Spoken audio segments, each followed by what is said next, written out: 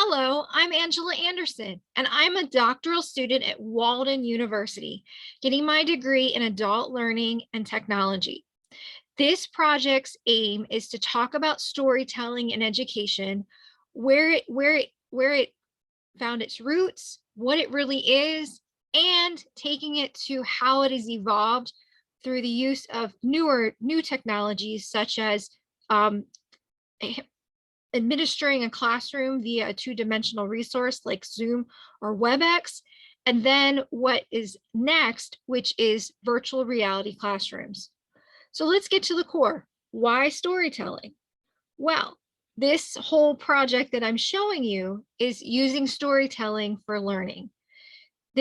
What you're seeing here in this picture is a conference with a set of learners and an orator or a teacher, and then the teacher is using storytelling. This is a bubble, so it could be in the form of explaining it to in vivid details so that the learners can start forming their own visualizations in their mind, or presenting it digitally on a big screen. So this story is showing these constructs. But what is really happening with storytelling, and just as I'm showing this to you, is its goal is to unlock your imagination. We need to unlock imagination so that we can have deeper reflection. There's different levels of reflection that lead to the ultimate goal of reflection, which is constructing new knowledge. And to do that, we have to be in a state of mind where we're able to connect our prior knowledge with new information coming in. And the best way to do this is to formulate a story or a scenario that we can be engaged in as learners and start to look at it from all different angles. So what is a story? What are the elements that make a story something that you can use in education? And the research by Demirci and Oker and Dogan really touch on three key ingredients that need to be part of your recipe for a story. First, you should design your story for your subject. It should be something within the context of what it is that you're learning. Think about how you would set things. In this particular scenario, our story is a set of learners that are people who are, it looks like they're on a journey, and it looks like a haunted house that's at the end of the journey. So this should be something that is in connection with your subject. And then the story should be created in such a way that helps the audience connect with the actors in the story. This is needed for that deep reflection. In order to relate to the story and really connect with it, we have to have that level of engagement. And last but not least, you should create an interdisciplinary problem to solve. Do not just create a story and tell the person the beginning, middle, and the end. Give them something that they have to, like setting the stage, and give them time to develop solutions and problem solving, for problem solving in that scenario. And the idea of making it interdisciplinary means that it's something that everybody can connect with in some way in their particular sub-discipline. So moving forward on this, thinking about it as storytelling in practice, I wanted to share these three key constructs. These are the concrete elements that are in the room when we are learning, and basically a part of enabling us to really compare this situation or story with the future stories I'm going to show you. So you have your learners, you have your content, and you have your teacher. Next up, there's constructs that actually are present and not as readily visualized. And those are your social presence, the identity that the people in the room are bringing to the table. Cognitive presence, this is that going through the motions of doing the deep reflection and really connecting with the subject matter so that you can create new meaning from it. Teaching presence, the person that basically is constructing and setting the stage for this learning. and really trying to support and challenge the learners to pull out of them what is the last thing, which is relatively new phenomena for discussion, but it's probably always, or it has always been there, is the learning presence. What is the learner bringing to the table? So the whole idea of strengthening these interactions, the interactions between these elements of learner, content, and teacher, and the interactions of these other presences are really at the core of how to grow a practice. And what really kind of makes everybody feel when they're not in this type of scenario that there's something missing.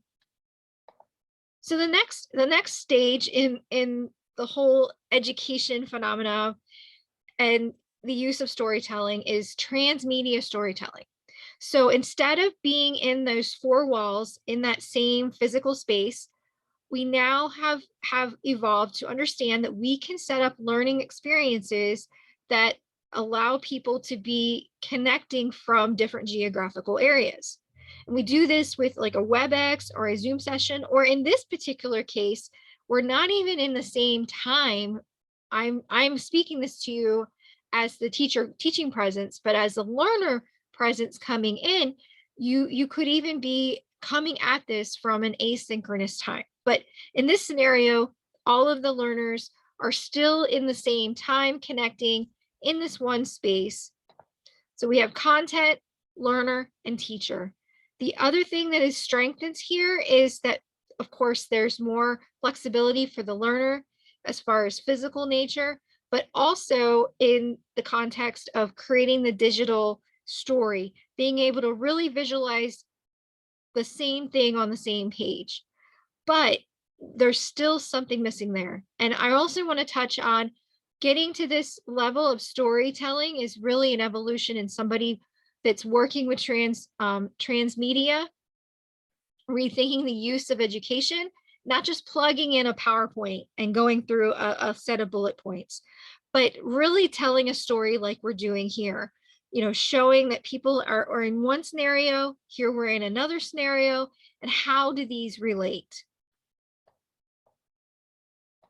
Next is what's next, and next is virtual reality. Virtual reality is not new. What has held it back is infrastructure. We are now worldwide reaching the infrastructure of 5th generation networks. The goal is to get it to 6th generation and really take on the power of being able to use these digital technologies that allow us to immerse. And in this picture, I show you the research where we went from Morton Hilliig, who patented and developed the Sensorama and Telesphere mask. This is backwards as much as 1950s and 60s, to Kathy Hackle, who has notoriety as the grandmother of the metaverse. And just recently, she hosted Fashion Week inside of the metaverse. So these are some images that she has shared on her LinkedIn page, showing how avatars, almost like claymation 3D, like versions of oneself in the one picture, kind of convening in one physical space, even though it is virtual. And then also in the middle is a holographic version of herself using what we call augmented reality, being able to be communicating with someone on one's desk. And this is what is viewed as being what could be next, to replace email. Instead of coming in and reading through a bunch of emails, actually hitting go and having people's holographic avatars expressing what they want to say to you in this type of format. So let's wrap it all together. This is the future part, or the future is now, some may say, but where we're at is immersive storytelling, taking this to the next level, not just putting someone in a room with people like we did in the beginning to unlock their imagination with a story, or telling the story in this manner where everybody can be in different locations, but now capitalizing on the benefits of both worlds and allowing people to have the flexibility of connecting from different locations with just by putting on a headset and feeling like they're there. And when here's the reflective learning, the levels, not just hitting these levels, but really getting to these levels of being able to relate. And I want to touch on some of the research. Rogers did an excellent research project for learners that are learning how to counsel their patients, psychological counseling. One of the things that is a drawback in education right now is having learners, even teachers, learning how to teach or how to counsel, but not having that full-on experience until they are in front of the patient or in front of the student.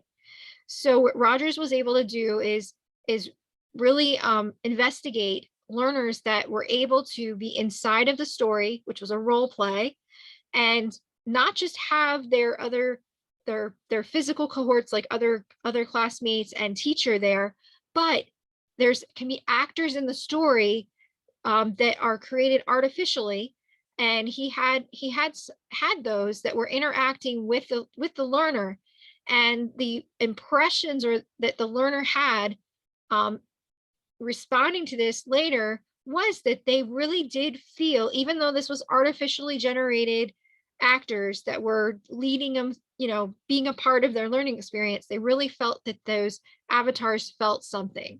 So it was an immersive and very transformative learning experience, taking them through the different levels, allowing a learner to experience different scenarios almost at will, because you can recreate so many different things in these worlds, so that they could relate, reason, and then reconstruct.